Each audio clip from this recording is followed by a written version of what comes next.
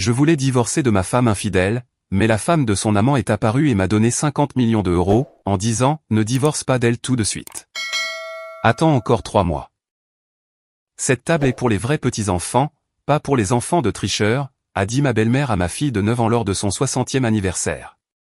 Ils lui ont dit de s'asseoir sur une chaise en plastique à côté de la poubelle. Il ne s'attendait pas à ce que mon mari se lève et dise cela devant tout le monde. Je jure que l'air à l'intérieur de cette salle de banquet s'est glacé. C'était censé être une célébration. Le gala du 60e anniversaire de ma belle-mère, largement annoncé, surdécoré, et d'une prétention pénible. Elle avait invité suffisamment de monde pour que cela ressemble à un petit rassemblement politique. Rien que le traiteur semblait coûter plus cher que notre hypothèque mensuelle. Il y avait de longues tables drapées de tissu doré, des cartons de placement nominatifs, 3 tables séparées pour les enfants, et plus de centres de tables floraux que de parfums. Et quelque part dans ce chaos se trouvait notre fille, Willow, qui trépignait d'excitation, car elle pensait sincèrement que ce serait le jour où ses grands-parents la traiteraient enfin comme si elle faisait partie de la famille. Depuis 9 ans, elle essayait. Depuis 9 ans, ils étaient eux-mêmes. Mon mari Kelvin et moi étions encore en train d'enlever nos manteaux quand j'ai vu mes beaux-parents, Patricia et Victor, planer au-dessus de la table des petits-enfants comme s'ils choisissaient des légumes. Willow avait déjà couru en avant. Elle adorait ses cousins, alors j'ai supposé que Patricia lui disait de se pousser ou de faire de la place. Puis j'ai regardé Patricia se pencher et murmurer à l'oreille de Willow. Willow s'est figée. Je veux dire, vraiment figée. Pas l'immobilité polie de quelqu'un qui écoute, mais le genre d'immobilité qu'on voit dans les documentaires animaliers, juste avant qu'un prédateur ne bondisse. Patricia l'a pris par le cou et l'emmena. Mon cœur a sombré. Et puis je l'ai vue. La chaise. Pas une vraie chaise comme tout le monde en avait. Une petite chose en plastique, fragile et triste, traînée depuis un purgatoire de stockage quelconque. Patricia l'a posée juste à côté de la poubelle, littéralement, au coin d'une table qui n'était même pas destinée aux enfants. Elle a fait signe à Willow de s'asseoir. Willow a obéi, comme si elle avait oublié comment ses jambes fonctionnaient. Kelvin plissa les yeux. Qu'est-ce qui se passe, bon sang? Je ne sais pas, dis-je, mais je suis à 2 secondes de retourner un centre de table. Nous nous sommes approchés. Willow sursauta en nous voyant, s'essuyant rapidement le visage, comme si elle ne venait pas d'être anéantie émotionnellement. Ma chérie, dis-je doucement, en m'accroupissant à côté d'elle. Pourquoi es-tu assise ici? Sa bouche tremblait. À 9 ans, elle comprenait exactement ce qui se passait. Chaque parcelle. Bien trop de choses. Mamie a dit, elle déglutit avec difficulté. Elle a dit que je ne pouvais pas m'asseoir avec les autres enfants. Kelvin s'agenouilla à côté de moi. Pourquoi? Willow cligna rapidement des yeux, comme si elle essayait de retenir les mots à l'intérieur, mais n'y parvenait pas. Elle a dit que cette place est pour les vrais petits-enfants. Une autre respiration, tremblante. Pas les enfants de tricheurs. Quelque chose à l'intérieur de moi s'est brisé si fort que je jure l'avoir entendu. Kelvin est devenu immobile, ni en colère, ni choqué, au-delà des deux. Il a tendu la main, a pris doucement celle de Willow et a dit « Je m'en occupe ». Kelvin, commençai-je. Mais il était déjà debout, marchant déjà vers Patricia et Victor, Willow à ses côtés. Je suis resté quelques pas en arrière, assez près pour entendre, assez loin pour ne pas lui faire de l'ombre. Mon pouls martelait dans mes oreilles. Patricia lui a offert un faux sourire surpris. « Oh, vous voilà. Vous profitez de la fête ?» Kelvin n'a pas souri. « As-tu dit à Willow qu'elle n'est pas une vraie petite fille ?» Le sourire se fissura. Victor cligna rapidement des yeux, les paumes en avant. « Attends un peu, j'ai posé une question par oui ou par non, » dit Kelvin. Patricia serra ses perles. Bien sûr qu'elle possédait des perles, et dit, Willow a du mal comprendre. Elle a une telle imagination. Vous savez comment sont les enfants. Elle ne ment pas, dit Kelvin. Patricia ricana. Je ne dirai jamais une chose pareille. Tu l'as murmuré, dit Kelvin calmement, juste dans son oreille pour que personne d'autre n'entende. Elle se figea, puis se reprit. C'était une blague, Kelvin, tu réagis de manière excessive, elle l'a mal pris. Kelvin la fixa. Merci pour la clarification. Il se tourna, prit à nouveau la main de Willow et se dirigea vers moi. Nous partons, dit-il. Que s'est-il passé, chuchotai-je alors qu'il m'atteignait. Tout, dit-il, et cela suffisait. Nous nous sommes dirigés vers le vestiaire, nous faufilant parmi les parents déjà à leur 3e verre de champagne. La voix de Patricia trancha la musique comme une sirène. Kelvin, tu quittes l'anniversaire de ta mère en avance. Toutes les têtes se tournèrent. Kelvin s'arrêta. Lentement. Délibérément. Il se retourna, son visage calme d'une manière que je n'avais jamais vue auparavant. Le genre de calme qui fait peur aux gens. Tu veux qu'ils entendent ça? Demanda-t-il. Patricia ne répondit pas, mais son visage disait tout. Oui. Je veux que tu aies honte. Je les veux de mon côté. Kelvin éleva la voix juste assez. Tu as dit à ma fille qu'elle n'est pas une vraie petite fille. Tu l'as traînée pour l'asseoir à côté d'une poubelle. Et tu penses que le problème, c'est que nous partons? Un silence se fit dans la pièce. Le visage de Patricia se vida, puis rougit, puis se figea. La voix de Kelvin resta stable, contrôlée.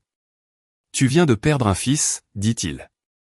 J'espère que ça en valait la peine. On aurait pu entendre une épingle tomber. Megan, la sœur cadette de Kelvin, se figea en pleine bouchée, sa fourchette glissant de sa main. Brian, son frère aîné, le regardait fixement, comme s'il venait d'assister à une éclipse. Les cousins de Willow, Logan et Maddie, qui souriaient quelques secondes plus tôt, la regardèrent avec de grands yeux ronds et inquiets. Kelvin se tourna de nouveau vers moi. Allons-y. Et nous sommes sortis. Passant devant les tables, devant les regards, devant le silence brûlant de Patricia, et dans l'air froid de la nuit. Alors que la porte se refermait derrière nous, j'ai pensé, ce n'est que le début. Le pire n'est même pas encore arrivé. Les gens supposent toujours que le chaos a commencé à l'occasion du 60e anniversaire de Patricia.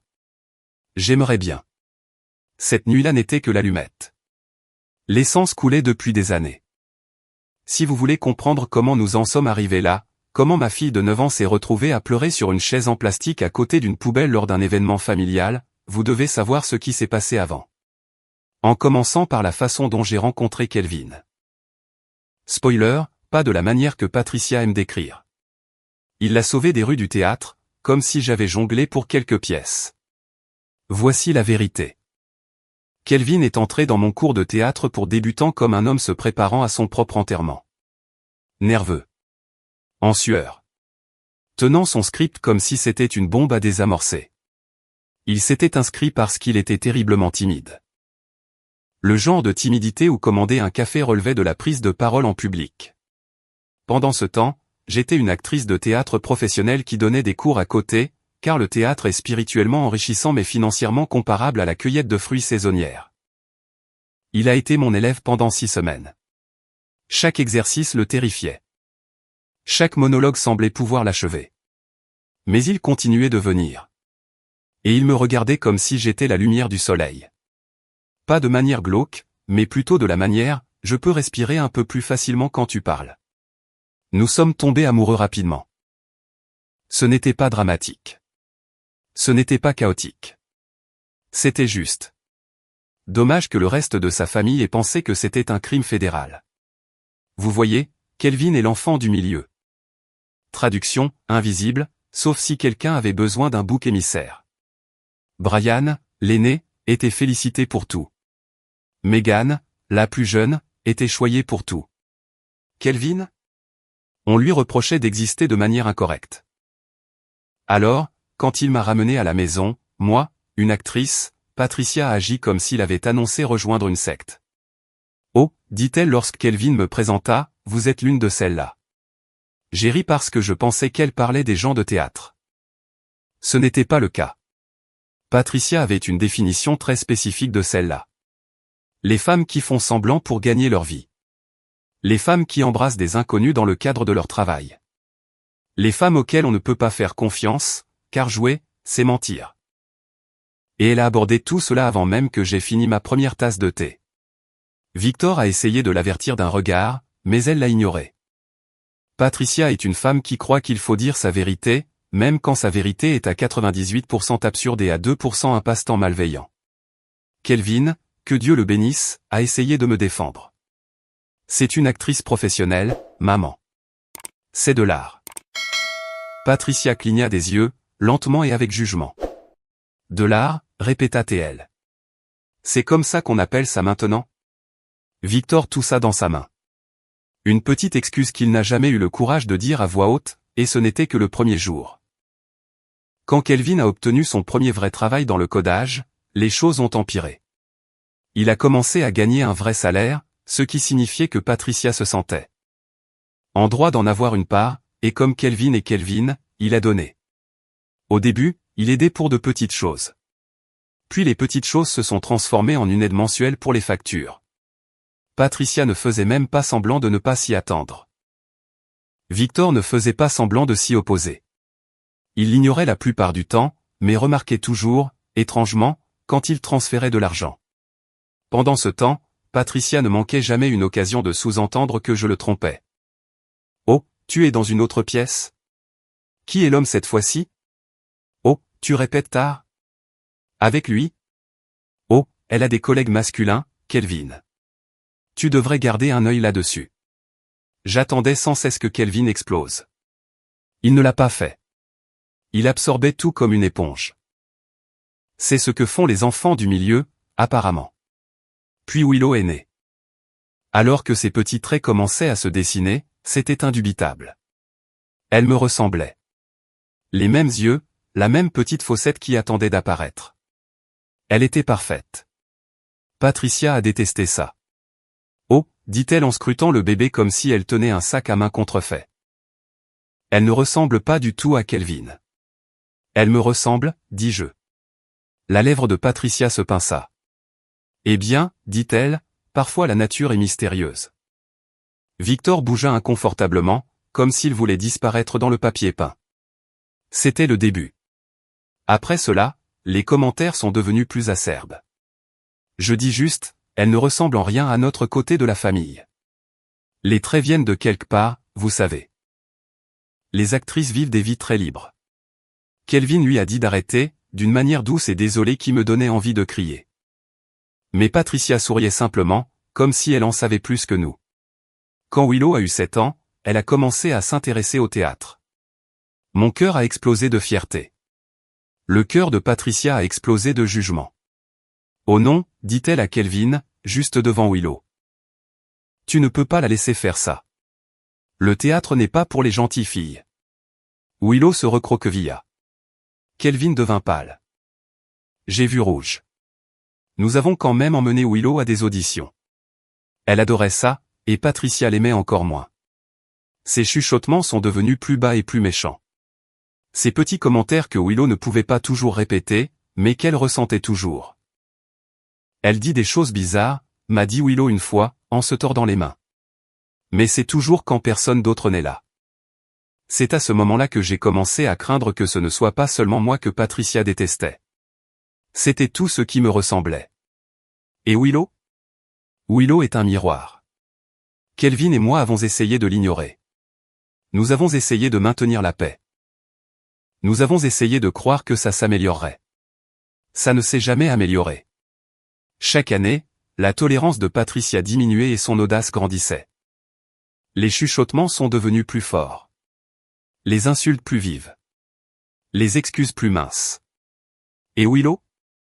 Elle a tellement essayé d'être leur petite fille. Elle faisait des dessins, des cartes, racontait des blagues, engageait la conversation. Mais rien de ce qu'elle faisait ne la rendait réelle pour Patricia. Pas jusqu'à ce que Patricia la traite d'enfant de tricheuse à cette fête d'anniversaire, et que Kelvin finisse par craquer. Avec le recul, j'aurais dû voir l'explosion venir. On ne peut piquer un homme tranquille qu'un certain nombre de fois avant qu'il ne mette le feu à la pièce. Et au moment où Patricia a murmuré ces mots à l'oreille de Willow, l'allumette avait été craquée, et aucun de nous n'avait la moindre idée de l'ampleur de l'incendie qui allait suivre. Quand les gens parlent de rentrer à la maison en silence, ils veulent généralement dire quelque chose de doux et d'émotionnel, comme après un enterrement ou un film triste. Notre silence? C'était plutôt une bombe qui n'avait pas encore explosé. Kelvin serrait si fort le volant que j'ai cru qu'il pourrait se briser. Willow regardait par la fenêtre, ses petites épaules secouées de temps en temps. Et moi? J'étais assise là, avec l'impression d'avoir avalé une allumette enflammée. Quand nous nous sommes garés dans l'allée, Personne n'a bougé tout de suite. Kelvin a finalement coupé le moteur et a dit, d'une voix basse, « J'en ai fini. » Fini quoi? De sourire poliment? D'ignorer les signaux d'alarme? De passer des auditions pour le titre de l'homme le plus patient du monde? Mais il n'a pas élaboré. Il est juste sorti de la voiture comme un homme partant au combat. À l'intérieur, Willow est allée directement sur le canapé et s'est recroquevillée, tirant une couverture sur elle comme si elle voulait que le monde disparaisse. Elle avait été si excitée. Elle avait même répété un petit salut pour ses cousins dans la voiture en y allant, 9 ans, essayant de se rendre aimable auprès de gens qui ne la méritaient pas. Je me suis agenouillé à côté d'elle. « Tu es en sécurité maintenant » ai-je murmuré. Elle a hoché la tête, mais elle n'était pas convaincue. Quand vous avez 9 ans et que votre grand-mère vous dit que vous n'êtes pas sa vraie petite fille, ça vous fait quelque chose. Ça fait trembler le sol sous vos pieds. Kelvin est resté dans le couloir pendant une bonne minute avant de bouger. Quand il l'a fait, c'était avec ce calme étrange que je ne reconnaissais pas. Puis il s'est dirigé vers son bureau, s'est assis, a allumé son ordinateur, et a commencé à taper comme s'il remplissait des documents de licenciement pour Satan lui-même. « Kelvin » ai-je demandé. Rien. J'ai contourné son fauteuil, et ma tension artérielle est montée en flèche. Il annulait des choses. Le virement mensuel pour les factures de Patricia et Victor? Disparu. La contribution temporaire qu'il faisait depuis 6 ans? Supprimée. Les prêts du fonds d'urgence qu'il envoyait sans poser de questions? Désabonné. Clic, clic. Clic, chaque clic était une confession. J'aurais dû faire ça il y a des années. Tu es sûr, chuchotai-je. Il n'a pas levé les yeux. Elle a traité ma fille d'enfant de tricheuse et l'a fait asseoir à côté d'une poubelle, dit-il. Je suis très sûr. C'est juste. Je n'arrive juste pas à croire que tu aies dit ça. Devant tout le monde, dis-je doucement. Quelle partie, demanda-t-il. La vérité? Ou la partie où j'ai arrêté de prétendre que ce sont des gens bien? Je n'ai pas répondu. Parce qu'il n'avait pas tort. Il a continué à cliquer. Après quelques minutes, Willow s'est approchée de nous, se frottant les yeux. « Est-ce que je vais encore voir Logan et Maddie ?» demanda-t-elle doucement. Elle n'a pas posé de questions sur Patricia ou Victor, pas une seule fois. Je lui ai relevé le menton pour qu'elle puisse voir mes yeux. « Bien sûr, dis-je. Ce n'est pas parce que tes grands-parents ne te traitent pas bien que tu perds tes cousins. Tu n'as rien fait de mal. » Elle a hoché la tête, le soulagement affaissant ses épaules. « Et Noël ?» demanda-t-elle. « Ils sont toujours là. » Kelvin a regardé par-dessus son épaule. « Pas cette année. » Willow cligna des yeux. « Pourquoi ?» Il se pencha vers elle. « Parce que Noël est censé être joyeux, dit-il. Et ils n'ont pas le droit de te faire du mal à nouveau. » Elle l'étudia un instant, puis s'avança et le serra autour de la taille. Il se figea. Kelvin se fige toujours, puis il la serra dans ses bras en retour. Et pour la première fois depuis que nous étions sortis de cette fête, j'ai vu autre chose que de la fureur sur son visage. De la résolution. Le genre qui ne se brise pas. 1 heure plus tard, j'étais assise à la table de la cuisine, rédigeant des invitations pour Noël. Nous organisions la fête chaque année. C'était une tradition. Patricia adorait s'en vanter comme si elle organisait tout elle-même, même si elle ne levait jamais le petit doigt. Cette année, cette tradition allait être réécrite. J'ai invité ma famille, les familles de Brian et Meghan, tous les cousins, tous ceux qui se souciaient vraiment de Willow. Patricia et Victor? Pas invités. Au bas de l'invitation, j'ai écrit « Si vous êtes mal à l'aise de venir sans la présence de Patricia et Victor, nous comprenons. Vous n'êtes pas obligés de venir. Mais la célébration aura bien lieu. » J'ai cliqué sur envoyer. Pendant un moment, rien ne s'est passé. La maison semblait calme, comme si l'univers retenait son souffle, attendant de voir qui crierait le premier. Ça n'a pas pris longtemps. Patricia était beaucoup de choses, mais Lente n'en faisait pas partie. S'il y avait un tremblement dans l'écosystème familial, elle le détectait plus vite que le Wi-Fi. Le téléphone de Kelvin a vibré. Il n'a même pas regardé l'écran. « Patricia » marmonna-t-il. Il a répondu et mis le haut-parleur. « Kelvin » aboya-t-elle. Pourquoi est-ce que j'apprends par Meghan que Daphné envoie des invitations pour Noël, et pourquoi, sa voix s'aiguisa, n'en avons-nous pas reçu une? Kelvin s'appuya contre le comptoir. Parce que vous n'êtes pas invité. Une inspiration stupéfaite. Puis l'explosion. Qu'est-ce qui ne va pas chez toi? Noël est un événement familial. On ne désinvite pas ses parents comme ça. En fait, dit Kelvin, si. La voix de Victor intervint, indigné et blessé. Fils, ne sois pas dramatique. Vous êtes parti de l'anniversaire de votre mère ce soir comme des enfants. À cause de ce que tu as fait à Willow, dit Kelvin. Patricia émit un son de dégoût. Oh, s'il te plaît. Tu nous as embarrassés devant tout le monde pour rien. Tu es parti en trombe juste pour faire une scène. Ah, voilà. Le vrai crime n'était pas la cruauté. C'était la mauvaise image. Kelvin n'a pas haussé le ton.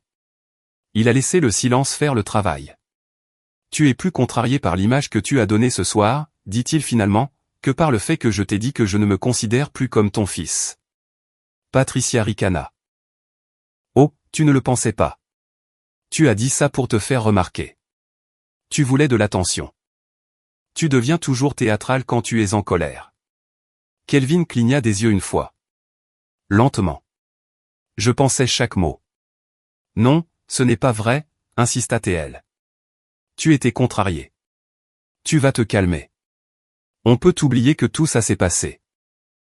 Kelvin fixa le plafond comme s'il priait pour avoir de la force. Tu ne t'es même pas excusé auprès de Willow.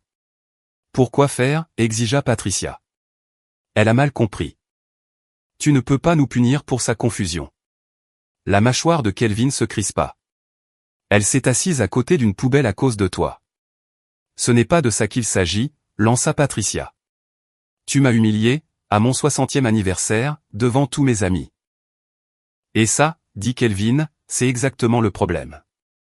Victor aboya. On ne parle pas à ses parents comme ça. On ne traite pas ma fille comme vous l'avez fait, répliqua Kelvin. Un silence tendu. Puis Patricia sortit la phrase qu'elle gardait toujours pour quand elle perdait le contrôle. Tu le regretteras, Kelvin. Ne reviens pas en rampant. Kelvin ne scia même pas, nous ne ramperons nulle part. Tu n'es pas sérieux pour Noël. Tenta-t-elle à nouveau.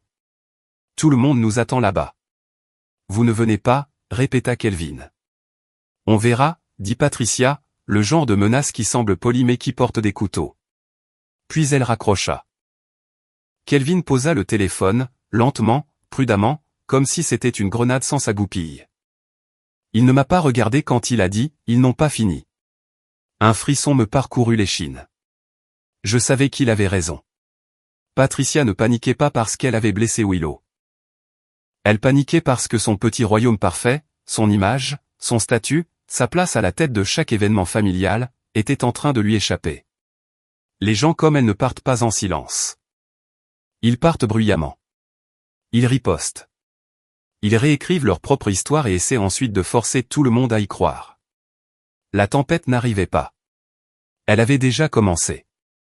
Et elle était sur le point de nous frapper plus fort que tout ce qui s'était passé jusqu'à présent. J'aurais dû savoir que Patricia n'attendrait pas longtemps. Les gens comme elle ne dorment pas sur la vengeance. Ils y marinent. Mais je ne m'attendais pas à ce que ce soit Willow qui le découvre. Nous étions dans le salon le lendemain matin, Kelvin préparant du café comme s'il lui en voulait personnellement, et moi essayant de comprendre comment parler de trahison à une fillette de 9 ans sans utiliser de phrases incluant l'expression « mettre le feu aux gens ». Et Willow était recroquevillée avec sa tablette. Son petit visage, encore bouffi des pleurs de la veille, était à quelques centimètres de l'écran. J'ai d'abord entendu son souffle coupé, un petit son aigu qui m'a fendu le cœur en deux. « Maman » murmura-t-elle. « Maman ? Regarde. » Elle a tourné la tablette vers moi. C'était la conversation de groupe de la famille, et tout en haut, il y avait un énorme paragraphe de Patricia, écrit sur ce ton dramatique et moralisateur qu'elle utilisait chaque fois qu'elle prétendait être une victime. Mais ce qui m'a coupé le souffle, c'est le nom de Willow. Patricia avait écrit « Je ne sais pas pourquoi Willow dit que nous l'avons exclue. Elle a du mal comprendre ou fait encore une de ces scènes. C'est une gentille fille, mais elle peut être dramatique, comme sa mère. Nous n'avons jamais rien dit d'aussi horrible. Ces mensonges déchirent la famille. Les lèvres de Willow tremblaient. J'ai pris doucement la tablette, mais elle s'y est accrochée. Non, dit-elle. Je veux le lire. Elle a fait défiler. Elle a inventé une histoire, et maintenant Daphné et Kelvin la croient. Ça nous brise le cœur. Nous ne dirions jamais qu'elle ne fait pas partie de la famille. Elle fait semblant. Elle joue la comédie. Elle est juste comme Daphné, émotive et pas toujours sincère. La pièce a tourné. Willow, ai-je murmuré, tu n'es pas obligé, il pense que j'ai menti, dit-elle, à peine audible. Mamie, elle dit à tout le monde que j'ai menti. Des larmes ont empli ses yeux, du genre silencieux et tremblant qui ne coulent pas tout de suite, celles qui font le plus mal. Ce sont des adultes, dit-elle, la voix brisée. Pourquoi des adultes diraient ça? Pourquoi diraient-ils que j'ai menti? Parce que ce sont des lâches, ai-je pensé. Parce qu'ils préfèrent brûler un enfant plutôt que d'admettre qu'ils lui ont murmuré du poison à l'oreille. Kelvin s'agenouilla devant elle. Willow, dit-il doucement. Regarde-moi. Elle le regarda. Un regard humide et blessé qui l'a presque détruit. Tu as dit la vérité, dit-il. Et je te crois. Ta mère te croit. Tous ceux qui te connaissent vraiment te croient. Mais ils disent que j'ai inventé, chuchota T.L. Ils le disent à tout le monde. Sa voix se brisa. Je l'ai prise dans mes bras. Kelvin nous a enlacés tous les deux. Et là, dans ce petit nœud familial écrasant, j'ai senti quelque chose changer. Ce n'était plus de la colère. C'était la guerre. Nous avons répondu. Sans crier. Sans attaquer. Juste les faits. Nous avons écrit, Willow ne ment pas, et le fait que vous prétendiez le contraire après l'avoir humilié publiquement est la raison exacte pour laquelle nous avons coupé les ponts. Nous ne l'exposerons plus à cela. Kelvin a ajouté, c'est pourquoi il y a 2 fêtes de Noël cette année. Nous avons cliqué sur envoyer. Willow est restée à nos côtés, agrippant ma manche avec de petits doigts qui tremblaient encore. Pendant les premières minutes, personne n'a rien dit dans le chat. Le silence était presque pire. Le souffle avant le verdict. Puis la mère de Maddie. J'ai vu Patricia l'emmener. Je me demandais pourquoi. Puis le père de Logan. J'ai vu la chaise. Ce n'était pas correct. Puis Brian. J'ai vu le visage de Willow quand elle est partie. Ce n'était pas une enfant qui avait mal compris. Puis Megan. J'ai entendu maman dire quelque chose sur les vrais petits-enfants à Thanksgiving. Je ne savais pas qu'elle l'avait vraiment dit à Willow. Et puis le déluge. Ça colle. Je suis tellement désolé que Willow ait vécu ça. Pas surpris, pour être honnête. Nous serons à votre Noël. Willow lisait chaque message comme une bouée de sauvetage. Sa respiration s'est calmée. Sa posture s'est redressée. Mais je voyais toujours l'échymose que Patricia avait laissée sur son cœur. On n'efface pas quelque chose comme ça avec quelques messages de soutien. Mais ça a aidé. Ça a vraiment aidé. Patricia et Victor? Ils sont devenus silencieux, ce qui était la réponse la plus coupable possible. Noël est arrivé. Notre maison était pleine. Vraiment pleine. Maddie a monté les escaliers en courant avec Willow qui criait derrière elle. Logan a aidé Kelvin à porter les cadeaux comme s'il le faisait depuis des décennies. Ma mère et mon père ont serré Willow dans leurs bras comme si elle avait survécu à un raz-de-marée. Parce que c'était le cas.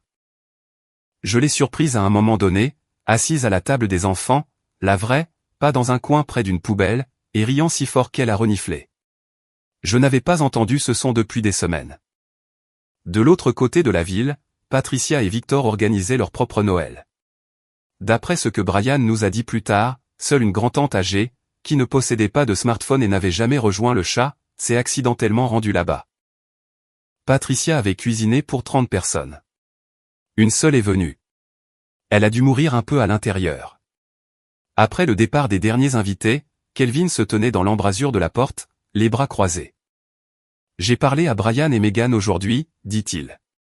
Mon estomac s'est noué. À propos de quoi? Il a hésité. La maison. J'ai cligné des yeux. Quoi, la maison? Kelvin s'est approché. Ils veulent la vendre. Vendre? La maison où vivaient ses parents. Quoi, chuchotai-je. Elle ne leur appartient pas. Non, dit Kelvin. C'était un héritage, partagé entre nous trois. Ils n'y vivent que parce que nous les avons laissés faire. Je me suis assise brutalement. Tu veux dire, la seule raison pour laquelle ils semblaient financièrement stables, c'est parce que nous les laissions vivre dans une maison qu'ils ne possèdent pas, a terminé Kelvin, et parce que je les aidais avec leurs factures depuis des années. Mon cœur battait la chamade. Et maintenant? Et maintenant, dit Kelvin lentement, nous avons fini de les laisser profiter de nous. Nous la vendons, nous sommes tous les trois d'accord. J'ai couvert ma bouche. Patricia et Victor perdaient la maison, leur fierté, leur image, leur sécurité. Ils n'en avaient aucune idée. Ils pensaient que la pire chose qui pouvait arriver était de manquer Noël. Ils n'avaient aucune idée de l'avalanche qui se dirigeait vers eux. Kelvin m'a regardé. Ils nous ont utilisés, Daphné, dit-il doucement. Nous tous. Et ils ne se sont jamais souciés de qui ils blessaient en chemin, j'ai hoché la tête, la gorge serrée. Willow est entrée à ce moment-là, à moitié endormie, se frottant les yeux. Maman, marmonna-t-elle. Je l'ai prise sur mes genoux. Kelvin la regardait. Et j'ai revu cette chose. Cette résolution. Cette fureur. Cette promesse. Il ne se contentait pas de couper les ponts avec ses parents. Il construisait un mur autour de notre fille, que rien ni les chuchotements, ni les campagnes de dénigrement, ni la culpabilité ne pourraient jamais franchir à nouveau. Et alors que je tenais Willow, chaude et somnolente dans mes bras, j'ai réalisé que Patricia et Victor ne nous perdaient pas seulement nous. Ils perdaient la vie qu'ils avaient bâtie sur notre dos, leur réputation.